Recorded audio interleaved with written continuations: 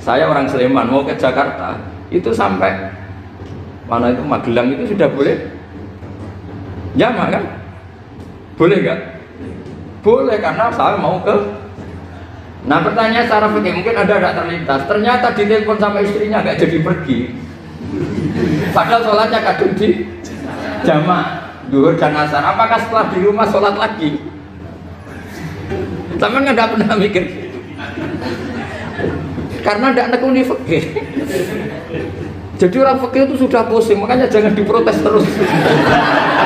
Kita ini sudah pusing, tapi orang itu enak aja protes terus. Tidak menurut jenengan nanti wajib sholat lagi enggak? Dia bolehnya jamak kan berdasar berstatus musafir. Ternyata setelah Magelang ditelepon istrinya enggak jadi. Dia kadang sholat zuhur dan asar. Setelah pulang masih jam 1. Terus ada asar, wah bukan sholat terus. Kalau ada sholat lagi apa ada? Jangan saran. Kalau saran, wah sebaiknya sholat lagi. Itu tidak hukum, itu saran itu namanya. Saran dengan hukum beda. Sholat lagi pada. Loh, ketika ada jaga itu berdasar malas atau berdasar hukum? Apa?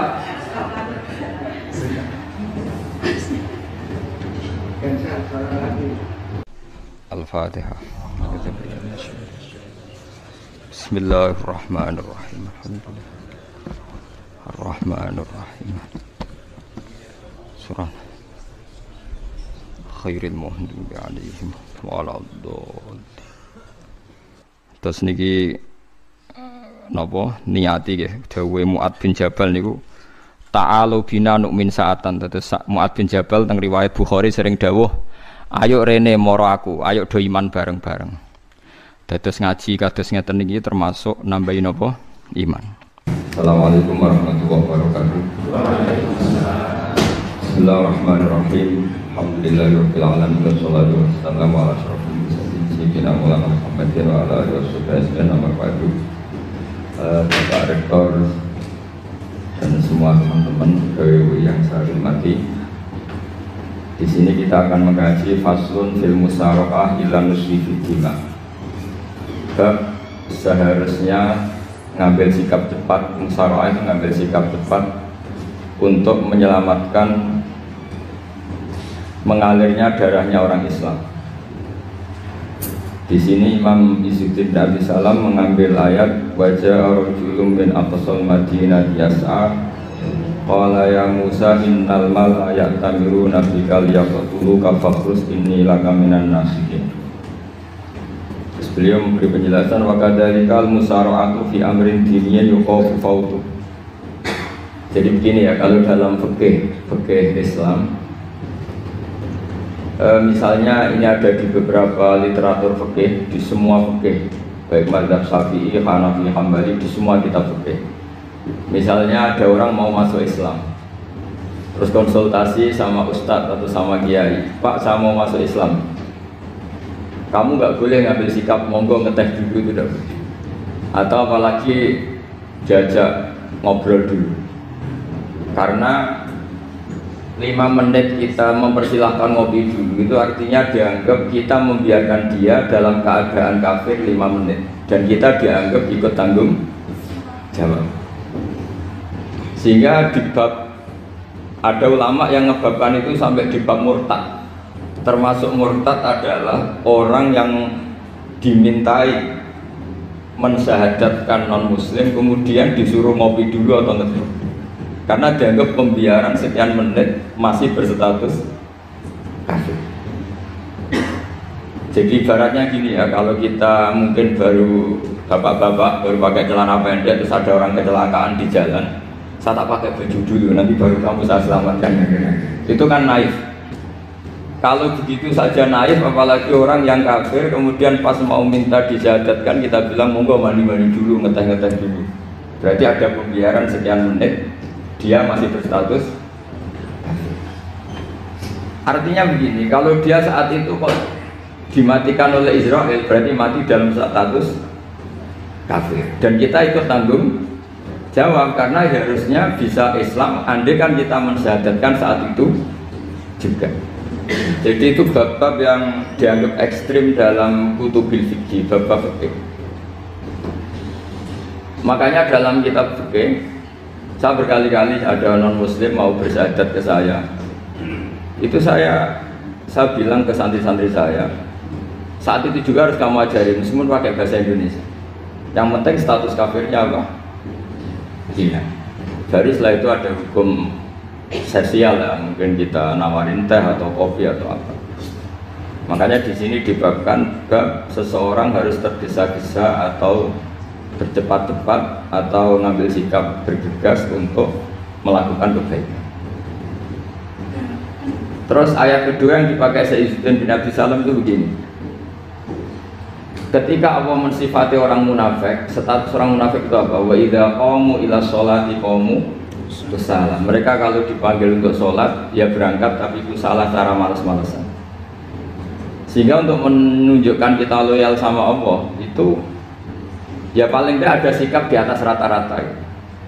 Makanya ada sa'i, ya lari-lari kecil. Tawaf juga disunatkan ada lari-lari kecil, disebut ar-romal. Romal itu lari-lari kecil. Untuk menunjukkan bahwa kita loyal sama Allah itu tidak sak kobre cara Jawa. Nah itu dibabkan sendiri. Jadi beda antara tergesa-gesa sama ekspresi serius. Jadi musyawarah itu ya kira-kira kan nggak mungkin lah kita dipanggil rektor atau kiai atau orang tua kita terus jalan leha-leha, itu kan nggak mungkin. Apalagi ini yang manggil Allah Subhanahu wa Ta'ala. Makanya dibabkan faslun fil musyawarah ila nusi fid dima. Nah contoh yang diambil di sini begini. Ketika ada debat terbuka antara Fir'aun dan Musa, saya ulang lagi, ada debat terbuka antara Musa dan Fir'aun. Kan Nabi Musa datang ke Fir'aun.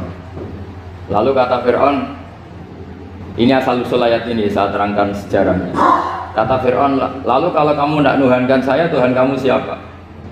Terus kata Musa, Rabbus samawati wal ardi, yang nuhani langit dan bumi. Fir'aun masih berkelit. Kalau Tuhan di bumi, setahu saya kemana-mana yang dituhankan saya, kata Fir'aun. Ma'alim tulakum min ilahin ghairi. Terus Nabi Musa masih ngendikan, ya sudah Tuhan yang nuhani langit. Terus Fir'aun manggil Haman. Haman itu arsitekturnya Fir'aun. Ya Haman ubnili sorhal ali abdul asbab samawati fa'atoliya ila ilahi Musa. Haman bangunkan kami piramida yang tinggi. Saya ingin melihat Tuhannya Musa. Musa akhirnya mikir, karena kalaupun Fir'aun bisa naik ke langit tetap tidak bisa melihat Tuhan.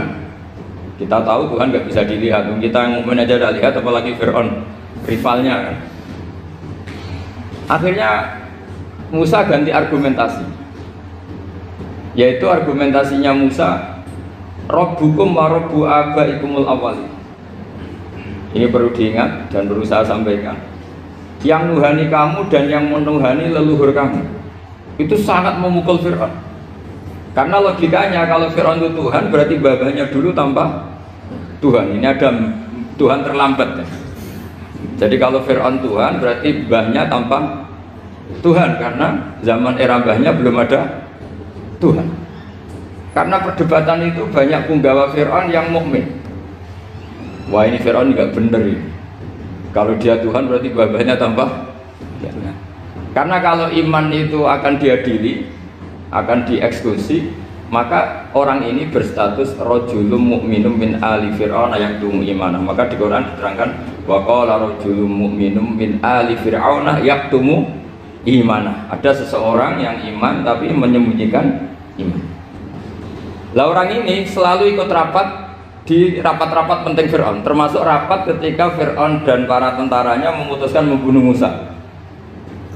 Karena dia ikut rapat dan eksekutornya besok disuruh menangkap Musa, orang ini malam itu juga nemuin Musa terus bilang innal mal ayat tabiru nabikal yaktuluka Musa. Rapat tadi malam memutuskan kamu besok dibunuh, maka kamu harus bergegas meninggalkan Mesir. Nah, dari kesimpulan itu, dari cerita itu kemudian diambil secara hukum fikih bahwa untuk menyelamatkan darah harus jasa, harus bergegas. Andai kan Musa itu kok sak kobre, sak sempate, maka keburu. Andai kan ini rojul ini tadi, orang tadi penasihat tadi kok sak kober ya, maka berarti Musa terlanjur tertang. Jadi itu pentingnya ulama ya. Jadi cerita yang linier, cerita yang seakan-akan cerita di tangan ulama tetap menjadi al-ahkam al-fiqhiyah, menjadi ketentuan-ketentuan apa? Fikih. Jadi yang diambil di sini adalah lelaki tadi yang ikut rapat jadi bergegas menemui Musa, memberitahu kalau kamu besok mau dieksekusi, fakhrus, maka kamu harus secepatnya keluar dari Mesir untuk menyelamatkan diri. Terus oleh Saizuddin tidak salah dibabkan bab harus tergesa-gesa menyelamatkan darahnya orang apa? Islam.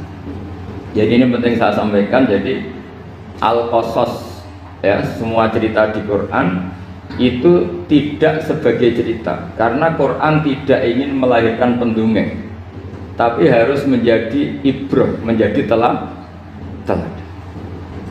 Jadi makanya terus di kitab-kitab ulumul Quran diterangkan al-qasas ya, beberapa cerita di Quran adalah semuanya menjadi ketentuan fikih. Saya ulang lagi ya, semua cerita yang ada di Quran itu menjadi ketentuan fikih meskipun alurnya apa? Cerita. Kayak tadi kan alurnya cerita bahwa lelaki ini bergegas nemui Musa supaya Musa cepat keluar dari Mesir. Terus dibabkan babul musaroah ilan musifid. Saya teruskan ya. Wa kama la ra'ayna ma yaqtulu musliman law tabtu'u alaihi la qatalahu fal musaroah ila takrisihi min wajibatun. Idlaisal unatu mahmudatan fi kulli syai'in balaha mawatin tuhmadu fiha wa mawatin tudamu fiha wa kadzalika al musaroah wal lain wal zulta wa ghairuhuma. Nas'alullah ay yuwaffiqana lil amal bi ta'ati fi mawaqi'iha wa madhaniha. Terus cara berpikir ulama, saya pernah baca dalam satu sejarah ulama besar namanya Sufyan Ats-Tsauri. Sufyan Ats-Tsauri itu menjadi wali itu gara-gara kalau sholat di masjid itu beliau datang sebelum adzan. Saya ulang lagi, beliau datang sebelum adzan. Ditanya, kenapa kalau kamu datang sebelum adzan? Saya ini nggak ingin jadi hamba yang buruk. Hamba yang buruk atau pembantu yang buruk adalah setempe nunggu dipanggil. Misalnya kita tahu majikan kita pasti manggil jam 7, kemudian jam 7 itu Anda masih ngopi, masih tata-tata, itu kan tidak menghormati majikan. Harusnya kamu setempe di jam yang saat itu pasti majikan Anda memanggil. Kata beliau, saya tidak ingin seperti pembantu yang buruk, datang nunggu apa? Dipanggil. Jadi itu ada beberapa spirit atau inspirasi dari aturan-aturan mahabbah. Sebab itu ketika Allah kritik orang munafik, wa idza qamu ila sholati qamu kusala, ketika dipanggil sholat mereka datang bermalas-malasan. Karena ada cintanya sama Allah maka datang berlambat-lambat. Nah berarti kalau ekspresi cinta mengharuskan kita datang bercepat. Makanya dalam istilah lain di Quran ini termasuk balaghatul Quran. Di juz 25 itu istilah menuju Allah itu fafirru ilallah. Kita tahu firar itu maknanya lari apa jalan biasa? Lari. Jadi untuk mengekspresikan mahabbah kita, kangen kita pada Allah, cara bahasa Arab isyak kita, berontok kita sama Allah, tidak diistilahkan jalan tapi fafirru ilallah, harus bergegas berlari. Begitu seterusnya. Maka kalau ada orang Islam terus ini konsekuensi hukum. Ada non muslim minta, Pak, saya tolong ajarkan syahadat. Nggak boleh saya bilang gini, monggo ke dalam dulu. Padahal perjalanan ke rumah saya misalnya setengah jam, nggak boleh. Saat itu meskipun sambil berdiri-diri harus kita tauhidkan. Kamu yakin ya Allah itu satu Tuhan Allah? Harus. Karena kalau ada perjalanan ke rumah 5 menit terus dia kecelakaan, belum syahadat, statusnya mati apa? Kafir. Dan kita ikut terlibat karena sebetulnya bisa mengislamkan saat itu juga. Analoginya kayak tadi loh. Orang kecelakaan di jalan karena kita pakai celana pendek. Contoh Syria nih, saya tak pakai baju dulu. Habis itu dilides truk. Itu kan kita ikut salah karena kita yang punya kesempatan. Tentu yang disalahkan yang punya kesempatan. Karena merubah status dari potensi kelides truk menjadi sama sekali nggak potensi kelides truk dengan kita inggirkan meskipun kita dalam keadaan tidak ideal.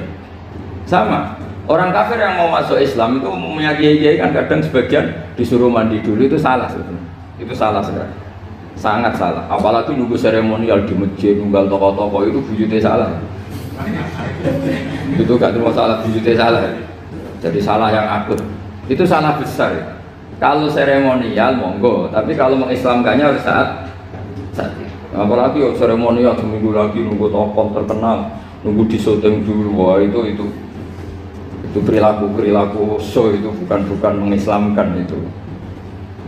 Makanya kita yang sebagai peneliti fikih itu kadang itu enggak sreg gitu. Masa mau Islam nunggu di masjid dulu, di syuting dan tokoh-tokoh itu salah. Itu sama dia kamu lihat orang kecelakaan mau menyelamatkan dunia, ada wartawan enggak ya? Minta di syuting dulu sedang mati ini. Jadi kita normal saja dalam Islam, sesuatu yang mendesak, yang emergensi ya perlakuannya harus cepat. Sehingga dibabkan faslun fil musaroah ila nusifid fitima. Jadi ada beberapa contoh di Quran memang aturannya seperti itu. Makanya semua redaksi Quran tentang menuju Allah diredaksi novafirru. Makanya di tawaf ada ekspresi romal, jalan agak cepat. Di sa'i juga ada momen-momen kita harus romal, berjalan cepat. Di beberapa aturan juga seperti itu. Ya saya ulang lagi, di beberapa aturan Islam juga seperti itu. Nah sekarang efek di hukum haji. Saya banyak baca literatur haji. Haji dalam aturan Islam itu wujuban tarofian, wajib yang tidak langsung mendesak. Kemudian semenjak ada fakta kita harus nunggu, daftar tunggu. Itu kita sebagai ahli fikih itu gampang. Misalnya gini, saya umur 20 punya uang, sekarang berapa daftar? 25 juta ya. Saya umur 20 punya uang 25 juta. Saya jomblo misalnya, ya butuh nikah, ya butuh macam-macam. Itu wajib daftar haji apa enggak? Karena kalaupun daftar nunggu 20 tahun. 20 tahun kan asumsi umum masih umur 40, masih hidup lah kira-kira sebenarnya. Nah sekarang kalau ada orang umur 50 tahun punya uang 25 juta, menurut Anda wajib daftar saat itu apa enggak? Wong daftar saja bisa game udah. Dan kalau misalnya umur 50 ditambah 25 kan 75. Itu kalau orang sumpah sudah cepat mati itu. Maka itu menjadi pertanyaan, apakah fikih ini kita rubah? Karena dulu kan orang itu longgar semua. Karena haji zaman Nabi pun tidak langsung dilakukan saat pertama diwajibkannya haji. Jadi Nabi punya sisi unik. Pertama ada tahun diwajibkannya haji, Nabi tidak langsung haji. Sebab itu ulama berkesimpulan kalau wajibnya haji tidak langsung. Maka fikih itu memang unik. Sholat juga gitu. Ada istilah begini dalam sholat. Watajibu sholat ala kulli muslimin wujuban muwassa'an. Di semua kitab fikih takbirnya seperti itu redaksinya. Wajib sholat dilakukan orang Islam wujuban muwassa'an, wajib yang ada longgarnya. Sehingga ketika zuhur jam 12 WIB kita dengar azan, boleh sholat setengah 1, jam 1, setengah 2, jam 2. Karena memang wujuban muwassa'an, memang ada batas akhir waktu misalnya sampai setengah 3. Nah problemnya begini, misalnya setengah 1 Anda pasti dipanggil majikan kamu yang diharuskan melakukan satu aktivitas, misalnya Anda pilot, yang nggak mungkin sholat lagi di kokpit. Apakah status wujuban muwassa'an, wajib yang longgar menjadi hilang karena setelah itu tidak ada kesempatan lagi sholat? Apa tetap kita sebagai ahli Islam yang agak balelo tapi alim, misalnya ya sudah tetap jadi pilot, nanti kan ada aturannya sendiri, ada rukhsahnya sendiri, ada kemurahan sendiri kita sudah jadi pilot. Misalnya sholat tanpa harus menghadap kiblat, sholat yang tetap di perjalanan. Kira-kira Anda kalau jadi ahli fikih milih mana? Milih harus sholat di depan, apa tetap memberi kelonggaran? Gak apa-apa sholat sambil apa? Nyuper sambil pilotin apa pesawat. Anda milih mana? Karena kalau konstitusi ilmu itu memang harus ada, dengan tanda kutip ya, memang harus ada nakalnya. Kalau nggak nakal malah gak sah. Memang unik ilmu itu.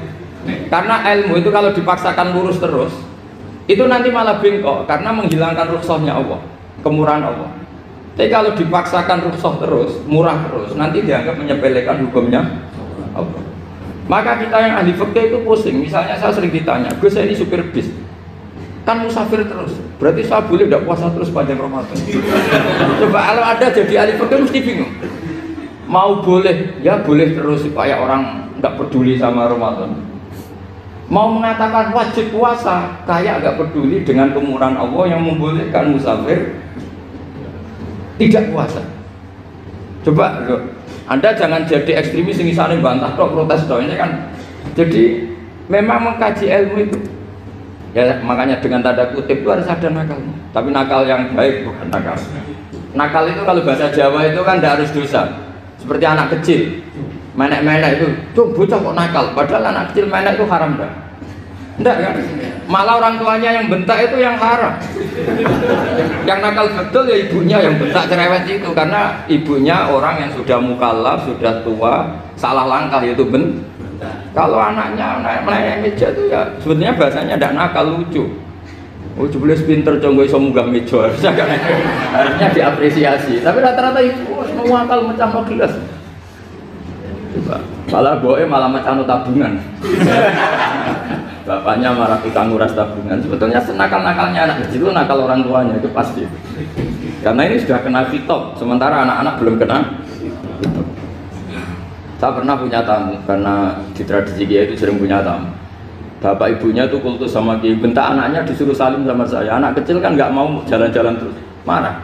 Tak marah orang tuanya tak marah. Yang dosa itu kamu bentak anaknya. Kalau anak kecil tuh kena diskon rufi alkolamu ansalasin. Di antara aturan Islam apa? Tidak ada keharusan bagi 3 orang. 1 anak kecil sampai balik, 2 orang tidur sampai bangun, 3 orang gila. Artinya anak kamu itu tidak kena hitam untuk sopan sama saya. Kamu yang kena hitam baru sopan sama anak-anak. Nah ini ada Jawa itu kadang keliru. Jadi orang tua itu marah-marah memaksakan anaknya sopan. Padahal Allah memberi diskon anak kecil itu belum wajib sopan. Nggak apa-apa ada tamu naik-naik itu. Asal masih anak kecil. Makanya Rasulullah ketika beliau sholat sujud itu Hasan Husain itu naik. Cara Jawa Nabi itu 3 tumpahan. Semua riwayat mengatakan Nabi itu diam saja, gak berani ngangkat. Sampai sahabat itu ada yang ngomong, ini Nabi sujud lama sekali ada apa? Jadi kita punya riwayat itu ya baru kayak sahabat yang agak nakal. Semuanya itu sujud, tapi ya bareng di atas rata-rata ada sahabat yang belakang ngomong, ada apa tuh ini sujudnya kok lama? Barokahnya itu ditemukan riwayat, oh ono putune tuh. Karena Hasan itu naik di atas punggungnya apa? Nabi itu andikan tidak ada yang ngomong, riwayat ini tidak ditemukan. Barokahnya ada yang ngomong itu mungkin kalau sekarang mungkin semua masjid ngomong karena orang sekarang jarang yang khusyuk. Kalau dulu hanya 1 yang di belakang. Setelah itu Nabi memberi penjelasan, saya tadi sebetulnya harus mengakhiri sujud saya sesuai aturan umum, tapi ada cucu saya tak biarkan sampai dia puas naik punggung saya, sehingga dia turun baru saya naik. Filosofinya apa? Begini, anak kecil 1 tidak kena hitop, 2 jangan sampai sholat itu jadi problem. Kalau Nabi nyentak Hasan, membentak, putu ono bae sholat kok diganggu, maka sholat menjadi trauma. Gara-gara sholat bahasa bentak saya, lama-lama anak ini trauma dengan sholat karena dianggap problem. Makanya saya termasuk kiai nggak berpendapat anak kecil nggak boleh di masjid. Sering kan anak kecil di masjid ayah khutbah ramai. Saya termasuk setuju tetap boleh. Kalau dibentak di masjid maka dia trauma dengan masjid. Saya ke masjid dibentak. Lagi pula kadang-kadang orang tuh gaya-gayaan tok. Wah, rame orang khutbah. Rame nih. Padahal kalau nggak diramein anak-anak malah udah tidur. Kita kan nggak bisa menjamin kalau perilaku kita lebih baik gitu. Mendingan kan anak-anak main di masjid timbang di karaoke kan. Jadi kan, lah ini maksudnya saya, ini fikih ya. Fikih itu wilayahnya, makanya jadi ahli fikih itu susah-susah gampang. Jenengan jangan hanya berpikir protes dengan ketentuan fikih, mengkaji yang sebanyak-banyaknya. Itu tadi, misalnya Anda seorang supir permanen, supir bis terutama. Kalau truk kan bisa leha-leha, kalau bis kan apa ada deadline-nya ya waktu. Seperti bis jurusan Surabaya Semarang, saya kan sering naik bis jurusan Surabaya Semarang. Kadang-kadang supirnya melihat saya tanya, Gus saya ini supir, saya ini Ramadan itu gimana ya? Ya saya sudah ngerti setengah nakal, yang senengnya dijawab rasa poso ya santai. Tapi masalahnya secara fikih kalau kamu menghargai, kamu harus puasa terus. Kamu melanggar konstitusi ilmu. Memang musafir punya diskon boleh tidak puasa. Pertanyaannya, bayarnya kapan? Wong Syawal ya nyupir lagi, Dzulqa'dah nyupir lagi, nanti sampai Ramadan ya. Nah terus, ya pas kamu cuti, biasanya cutinya pas sakit, boleh diskon lagi karena sakit. Coba. Nggak, andai kan Anda jadi ahli fikih milih zaman. Lo kalau orangnya soleh terus kayak ustadz-ustadz di sini kayak dosen UI kan, masa dosen UI Universitas Islam nggak Islami kan nggak mungkin. Mungkin memilih poso kan. Masalahnya ini kan hukum untuk orang kebanyakan, nggak boleh hukum mosok gak kuat. Sahur jam 3:30, ngombe vitamin, pokoknya harus kuat. Itu tidak hukum, itu saran. Hukum itu beda dengan saran. Hukum itu hanya berpijak, musafir itu boleh iftar. Kalau saran memang boleh, ya usahakan kamu makan 3:30, pas fit, nyumpir.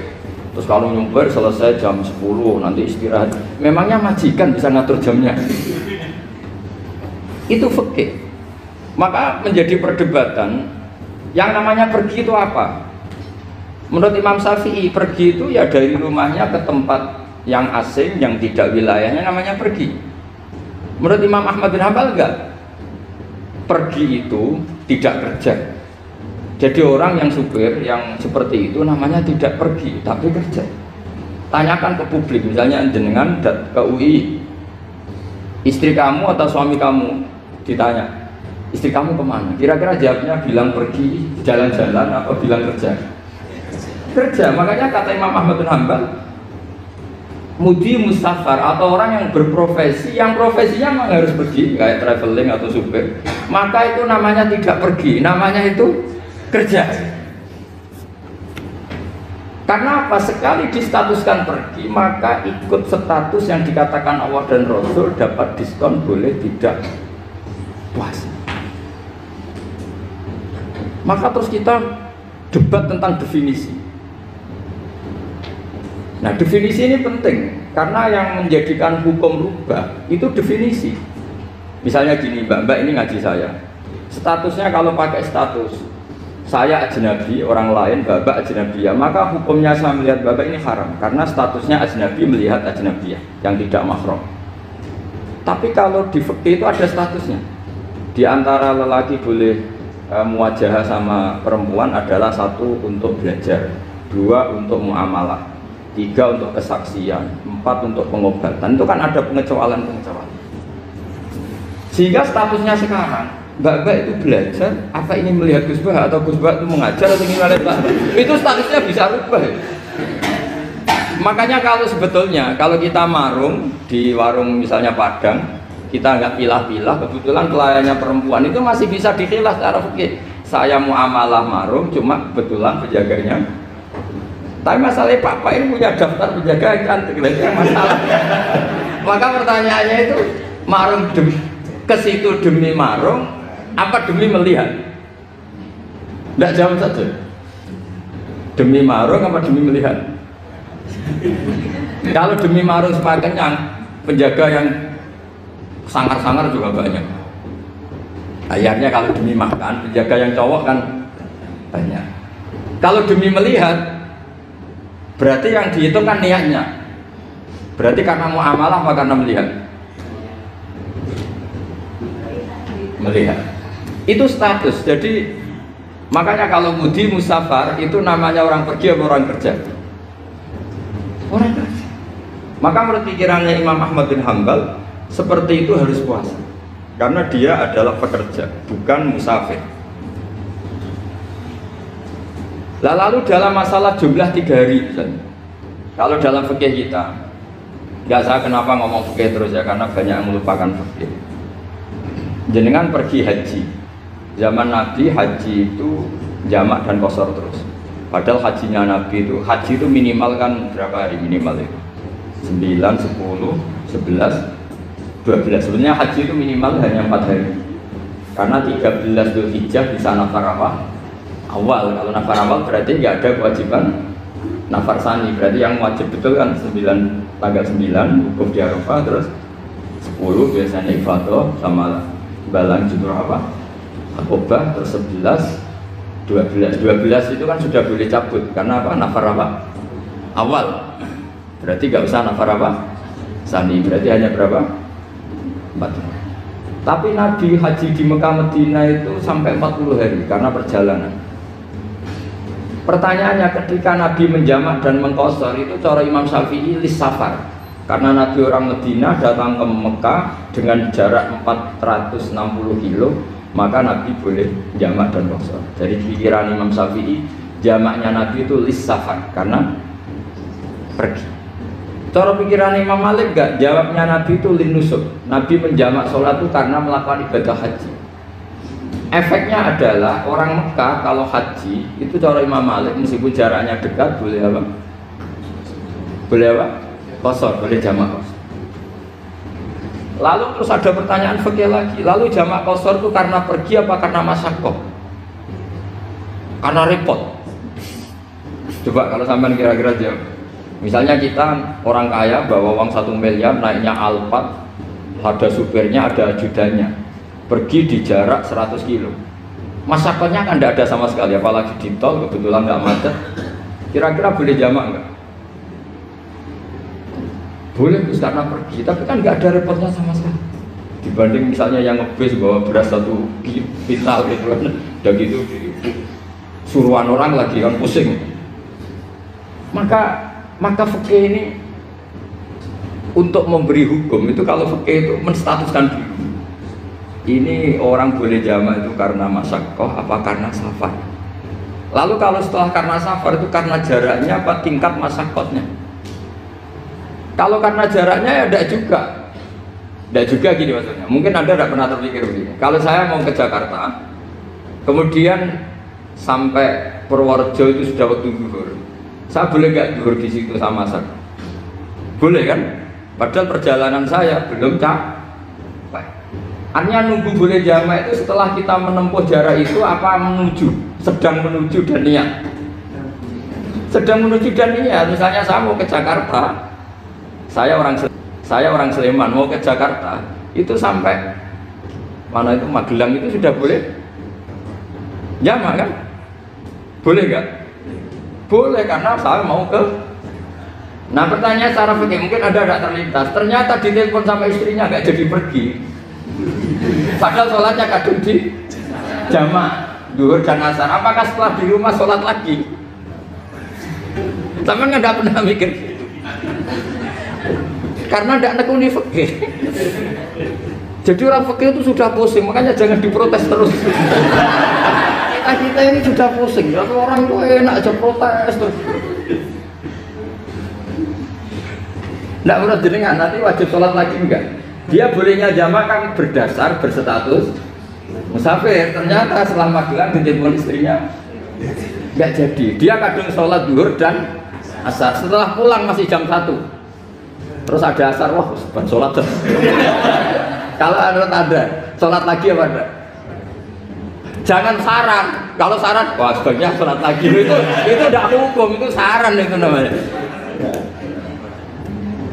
Saran dengan hukum beda. Sholat lagi apa? Loh, ketika ada jaga itu berdasar malas atau berdasar apa?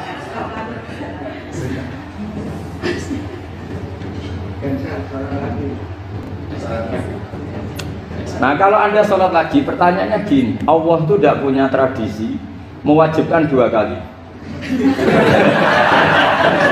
Pertanyaan fikihnya mesti gitu. Dan saat Anda di Magelang menjamak itu melakukan sesuatu yang disahkan oleh agama. Berarti pas Anda jamak zuhur asar, sesuatu pas melakukan itu kan berstatus sah dan boleh. Meskipun setelah itu ada masalah, istri kamu nelpon terus pulang. Tapi pas itu kan sudah dinyatakan oleh malaikat sah, Anda sudah zuhur dan asar. Kalau melihat itu tidak wajib mengulang. Tapi bisa saja malaikat ada yang usil. Itu sah karena Anda berstatus musafir. Berhubung status Anda hilang, maka poin Anda sudah sholat juga hilang. Kamu milih fikih yang mana?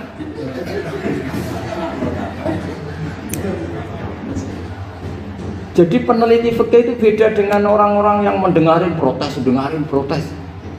Beda karena nengkuni. Nengkuni itu beda karena ada konsekuensinya. Makanya fikih itu sampai saya punya kitab fikih itu dikarang satu orang itu jumlahnya 20 jilid. Per jilid itu segini. Jadi satu meja ini dikarang satu orang.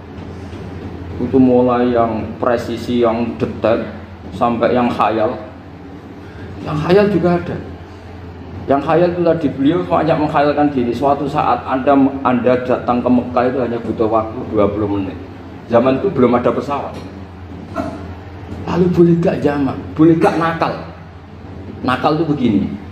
Sama orang kaya punya jet pribadi, misalnya Anda Ronaldo masuk Islam, orang kaya. Itu bisa gak puasa? Karena begini. Misalnya dia orang, contohnya orang Arab ya. Orang Arab, jangan orang. Gak, contohnya itu dibalik saja. Di sini itu kalau imsak jam berapa? Imsak Ramadan jam berapa? 3:30 aja biar aman ya. Kalau 3:30 kan masih imsak. Dia terbang ke Mekah. Jadi orang sini puasa jam 5 kan mulai puasa, dia terbang ke Mekah kan masih malam. Makan terus dia. Mekah mau ada matahari, terbang lagi ke barat. Karena dia menghindari berstatus puasa. Atau sebaliknya, dia orang Mekah jam 12 puasa, 12 siang puasa. Dia, wah kalau 6 jam lagi buka, bisa berapa saya. Terbang ke Indonesia. Ke Indonesia terbang baru 1 jam, di sini sudah buka. Itu khayal. Jadi itu ada khayalnya. Itu lama dulu sebelum ada pesawat sedang mengkhayal gitu. Bolehkah orang yang di Masyriq ke Maghrib demi itu?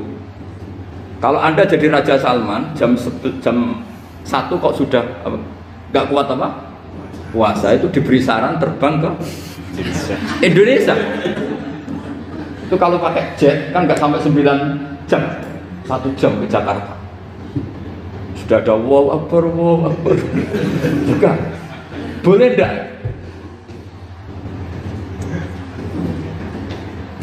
Loh, mau kamu enggak bilang, oh enggak boleh. Loh, di Jakarta sudah huru bisa sih. Masa sudah matahari terbenam orangnya enggak boleh? Bukan.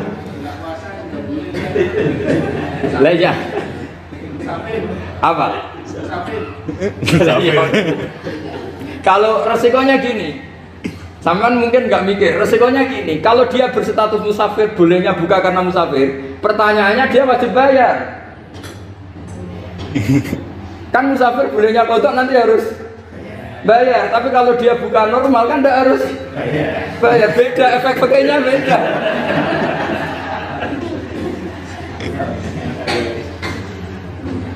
Sampean jangan protes, Gus Baik gimana mau ngaji malah dijak senam. Ini kan ngajinya para dosen, para pegawai, jadi harusnya itu jadi mufti, ngaji untuk jadi mufti, bukan ngaji untuk mendengarkan. Jadi makanya saya mohon jangan sering protes sama ulama, ulama itu sudah pusing. Karena efek-efek hukum itu tidak gampang. Kayak tadi misalnya, kalau dia boleh buka atas nama musafir, resikonya wajib bayar. Masalahnya Raja Salman ini mau enggak gitu. Dia inginnya. Maka pertanyaannya itu kitab yang milik saya tadi yang 20 jilid tadi. Ulama itu mulai dulu sudah membayangkan bagaimana kalau suatu saat ada satu kendaraan. Kenapa ulama bisa bayangkan itu? Karena ada buruk. Meskipun mereka nggak numpak buruk, hanya Rasulullah, tapi kan bisa bayangkan ada toyul waktu. Waktu itu bisa dilipat. Karena ulama dulu ahli astronomi, jadi bumi itu bulatnya gini, muternya gini. Berarti suatu saat ada satu ilmu di mana orang ngambil satu posisi terus melewati toyul waktu, ngalami lintasan waktu. Mulai dulu itu sudah dibicarakan. Pertanyaannya lalu status orang ini kayak apa?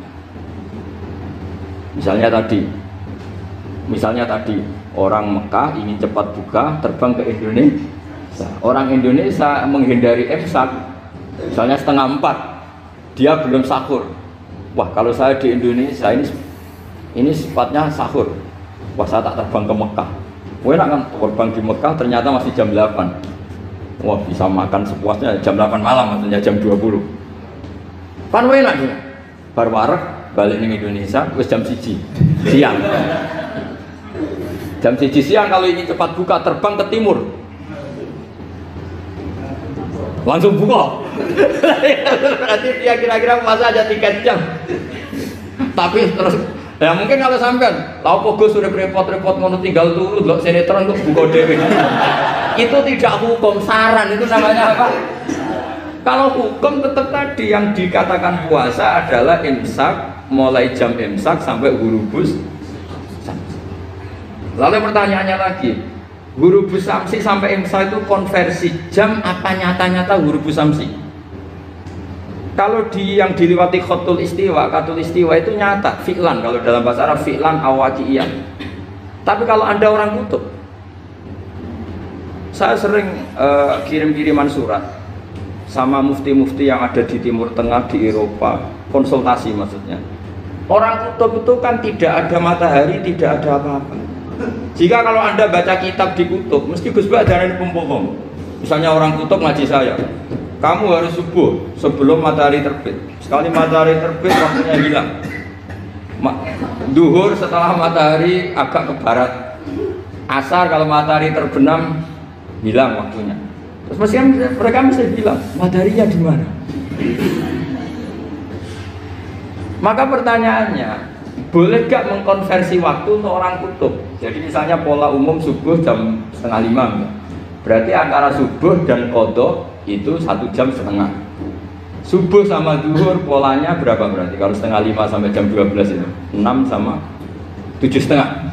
Berarti ya kira-kira habis subuh nunggu 7,5 jam baru duhur, nunggu 3 jam baru asar, nunggu 3 jam baru maghrib. Berarti waktu puasa kira-kira antara jam 4 sampai jam 6. Berarti berapa jam itu?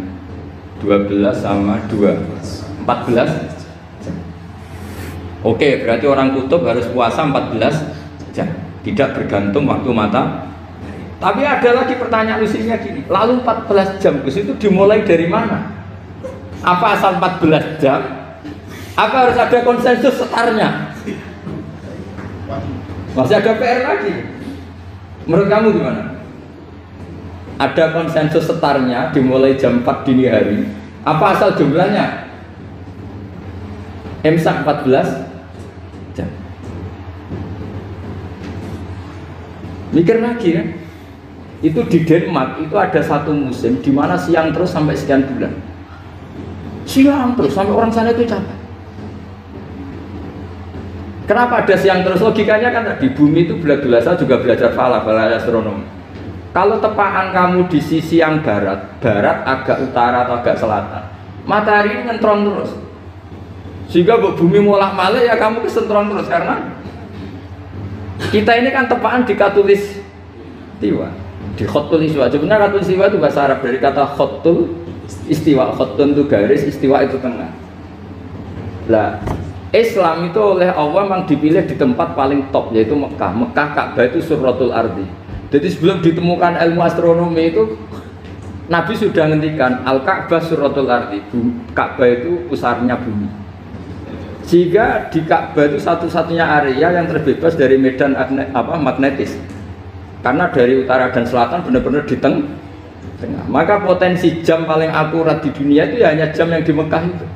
Karena apapun akuratnya teknologi di Amerika atau Jerman, karena jam itu dari logam tetap ketarik medan magnetis, entah berapa 00, tetap kena. Misalnya jam di Jerman lebih dekat mana kalau Jerman? Mesti ketarik medan magnetis, entah berapa kadarnya. Karena materi jam dari logam. Sementara di Mekah karena di tengah itu terbebas dari medan magnetis. Nah, sehingga yang segaris dengan Mekah kayak Indonesia itu semuanya khotul istiwa. Nah kalau khotul istiwa normal itu artinya ya 12 siang secara umum ya 12. Sehingga ulama Indonesia kalau ngaji itu lebih gampang, lebih tidak dianggap bohong. Karena ya ada terbitnya matahari, ada zawalus syamsi, ada hurubus syamsi.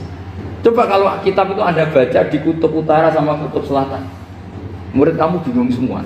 Ini gimana Ustadz, tidak ada matahari kok semuanya diukur pakai matahari. Lalu pertanyaannya dikonversi kan? Pertanyaannya kalau dikonversi pakai apa tuh? Asal 14 jam apa harus sepakat dimulai jam berapa? Milih mana? Milih sepakat. Pertanyaannya kalau sepakat, ukurannya siapa yang jadi ahlul halli wal aqdi?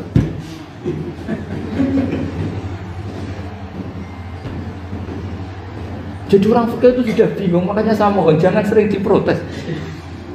Saya pernah ketemu ulama, saya kan sering ikut komunitas di New York. Itu andekan di Bur, itu pas persis Ka'bah. Jadi buminya itu kalau di Bur itu pas persis Ka'bah. Lalu pertanyaannya, ada kiblat tidak di sana? Ya bumi kan gini ya. Kalau dalam bahasa falak itu ada rubuk namanya. Rubuk itu bumi yang sewaktu itu hanya yang seperempat. Ya bumi yang sewaktu itu hanya seperempat. Jadi kita sekarang siang, berarti yang baru siang hanya seperempat bumi. Nanti yang malam ya hanya seperempat bumi. Ya misalnya sekarang kita di sini siang, di Arab Saudi kan belum, ini masih setengah 6. Ini sekarang di Arab Saudi baru setengah 6. Lah itu ada daerah di mana dengan Ka'bah itu pas atas sama bawah. Harusnya kan bebas arah. Apa? Bebas arah. Lalu orang sana sholatnya itu menghadap kemana? Pernah ulama New York itu minta fatwa ke Rabitatul Alam Al-Islami. Lalu kita harus menghadap kemana? Makanya dalam dunia anekdot ulama itu ada anekdot Abu Nawas itu orang yang nggak pernah kalah debat. Dia tuh terkenal nggak pernah kalah debat. Tapi dia ada ilmuwan.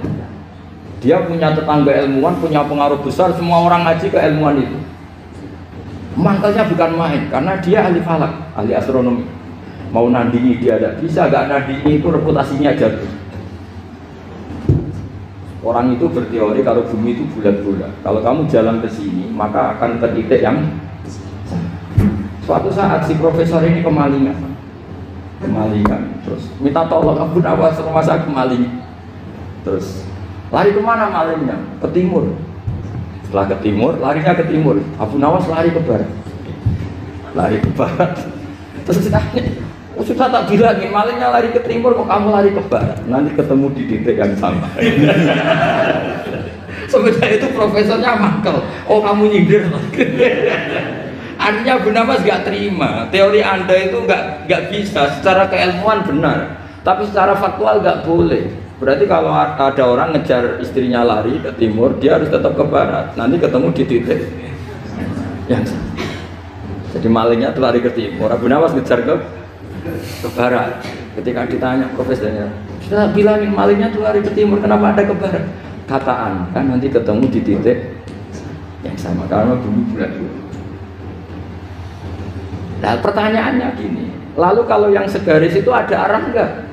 Kayak New York tadi. Menurut kamu tetap berkiblat apa tidak usah? Loh kalau yang rubuk jelas. Loh gitu, kalau rubuk begini loh, misalnya begini, kamu di sini sama sini kan masih ada arah, tapi kalau sini sama sini masih butuh kiblat enggak? Lalu sama tidak usah protes, orang fikih sudah pusing, tidak usah diprotes karena yang dipikir itu macam-macam. Nah ya makanya ini kan, ini mengkaji ya saya mohon. Ya kayak tadi ini mengkaji saya mohon, saya cukupkan sekian. Sementing apa ya kita ada respeknya lah sama ulama. Jadi ulama itu susah, mikirnya susah, harus tanggung jawab di depan Allah, di dunia diprotes terus. Ya saya kira demikian. Assalamualaikum warahmatullahi wabarakatuh. Ya satu aja, ini waktunya. Atau dua nggak apa-apa, dua aja. Terima kasih Ustaz Baudin. Ke sesi selanjutnya yaitu tentang tanya jawab. Kami kasih waktu dua penanya dan dua pertanyaan. Kadang dua satu pertanyaan. Langsung tiga. Ya silakan Pak dan Pak Sus.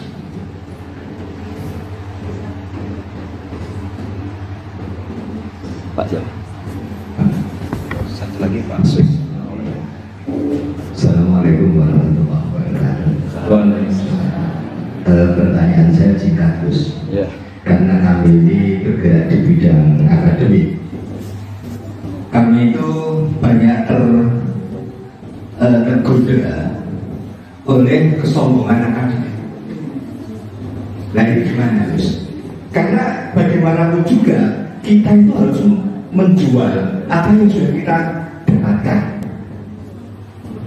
Walaupun kalau di dunia kiai, ulama, itu kan yang disampaikan itu sesuatu yang bersifat keagamaan. Tapi kalau di bidang kami di sini ilmu umum itu kan sesuatu yang baru kami ketemukan, sesuatu yang kami jual karena dalam tanda petik, ya, karena kami menemukan ini yang membedakan dengan yang lain-lain.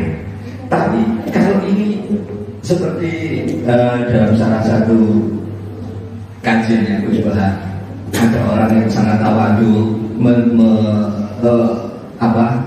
selalu memukul, itu kapan orang lain tahu temuan kita, kan begitu. Jadi gimana ini terus? Enaknya kita itu kalau kita sampaikan, kalau kita sampaikan bisa-bisa kita itu jadi riak, terbawa riak.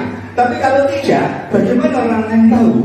Dan nanti salah-salah nanti itu bisa jadi sombong. Assalamualaikum warahmatullahi wabarakatuh.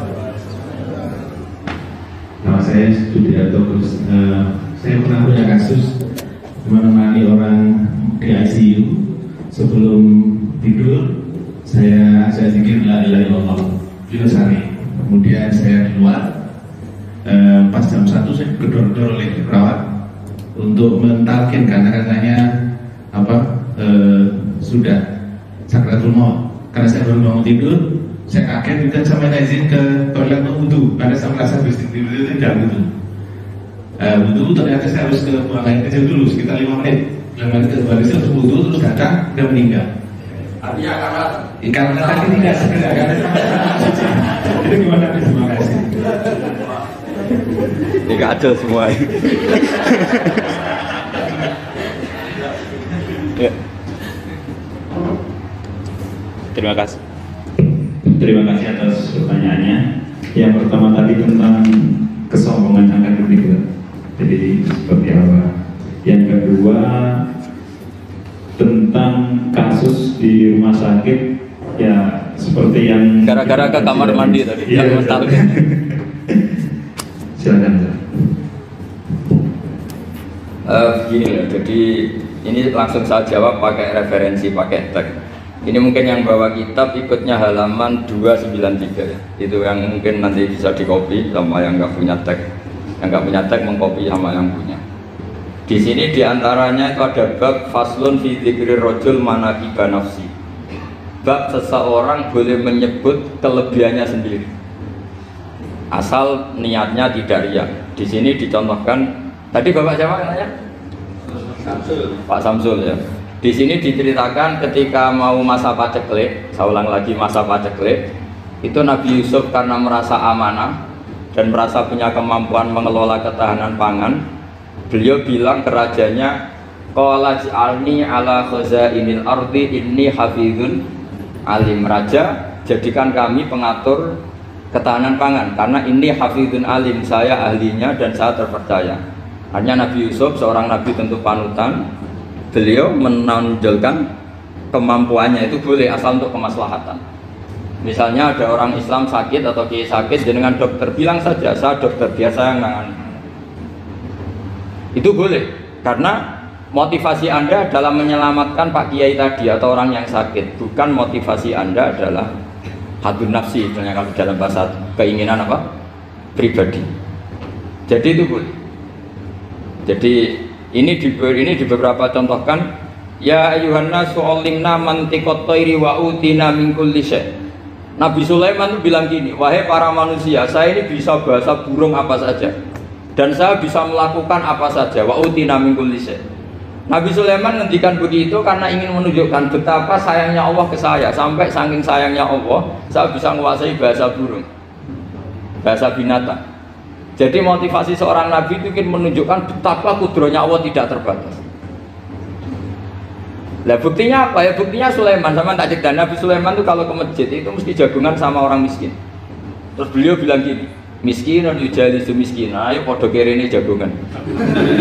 Karena beliau dengan kenabiannya meskipun kaya raya itu tidak merasa punya sama sekali karena semuanya milik Allah Subhanahu wa Ta'ala. Dan beliau buktikan beliau kaya raya itu untuk bangun Baitul Maqdis yang semegah itu semuanya pakai asetnya Nabi Sulaiman. Ketika bisa memperkerjakan jin dan setan juga untuk bangun Baitul Maqdis, bukan untuk bangun dirinya, rumah dirinya. Ya ini dicontohkan satu Nabi Sulaiman, dua Nabi Yusuf. Terus ketiga contoh yang diambil, setiap nabi ketika pidato kepada umatnya mesti ditutup dengan wa analakum nasihun amin. Saya ini adalah penasehat yang terpercaya. Jadi ajaran saya bukan ingin menyengsarakan kamu, tapi wa analakum nasihun amin. Saya adalah penasehat yang baik. Artinya akan menonjolkan dirinya. Jadi boleh asal itu untuk kemaslahat. Jadi misalnya UI punya penemuan apa yang keren, yang maslahat orang Islam diumumkan, bahwa ini penemuan UI. Tapi tujuan Anda supaya mengangkat harkat martabat UI. Bukan setelah itu terus kirim surat ke rektor, saya harus tambahan gaji karena saya penemunya. Wah itu sudah nggak bisa jadi wali kalau gitu sudah. Tapi nanti rektornya yang ya agak tahu diri gitu. Masa penemu sama nggak penemu disamakan gitu. Misalnya seperti itu. Jadi di sini ada sekian contoh. Mungkin bisa diakses di halaman 293 di bab faslun fi dzikri rajuli manaqiba nafsi. Terus kalau contoh hadis Nabi sering ngendikan begini, ana sayyidu waladi Adam wa ana awwalu syafi'in, dan saya adalah nabi pertama yang punya hak syafaat. Tapi Nabi ngendikan seperti itu supaya orang punya harapan ketika di mahsyar. Sudah kalau di mahsyar nyari saya karena saya diberi hak.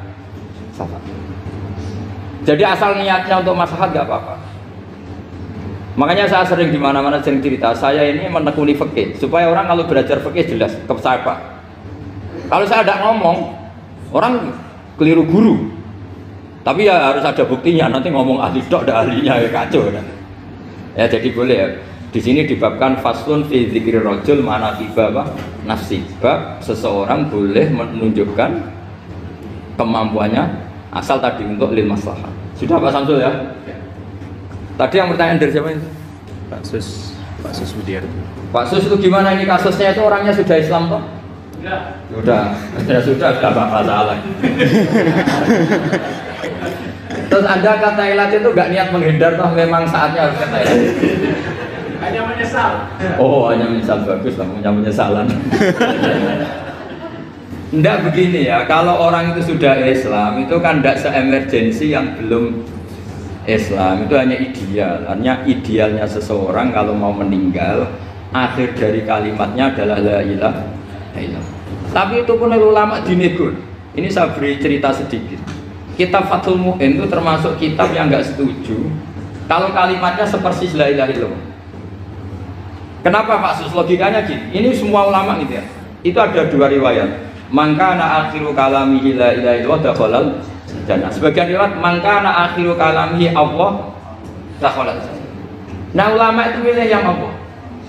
Kenapa milih yang Allah? Karena la ilaha illallah itu resikonya tinggi. Pas la ilaha ateis, tidak ada Tuhan, mati. Maka ulama tradisinya guru-guru kita kalau ada orang mau mati yang sudah akut itu hanya ditalkin Allah, Allah, Allah. Karena ini lebih tidak berisiko. Tapi kalau la ilaha illallah pas la ilaha belum illallah mati. Tidak bisa kamu pun teruskan dulu baru mati. Ayo teruskan dulu baru mati, ini gimana? Belum illallah kok sudah. Jadi makanya terus di situ diterangkan lagi begini.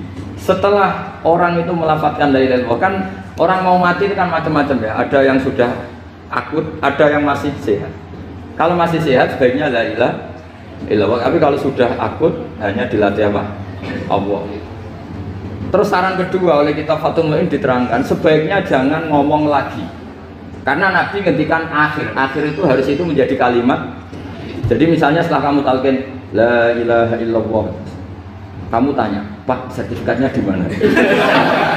Akhirnya bapaknya jawab di lemari. Pas melamari mati. Berarti akhir kalimatnya lemari. Makanya kita juga harus memperjuangkan supaya itu benar-benar akhirnya. Jika nanti dikenang di akhirat, ini orang luar biasa mengakhiri dunia dengan kalimat la ilaha illallah. Tapi nanti kalau ini orang luar biasa mengakhirinya dengan lemah. Apalagi tanyanya gitu, Pak, tabungannya di bank apa? Ini BCA. Berarti terakhir BCA. Bilang apa? BCA. Jadi itu ada aturannya. Jadi kalau nalkin orang sudah melafalkan kalimat tauhid, jangan dijak ngomong lagi. Karena kalau diajak ngomong lagi terus mati, yaitu kalimat terakhirnya. Ya, ini maaf. Assalamualaikum warahmatullahi wabarakatuh.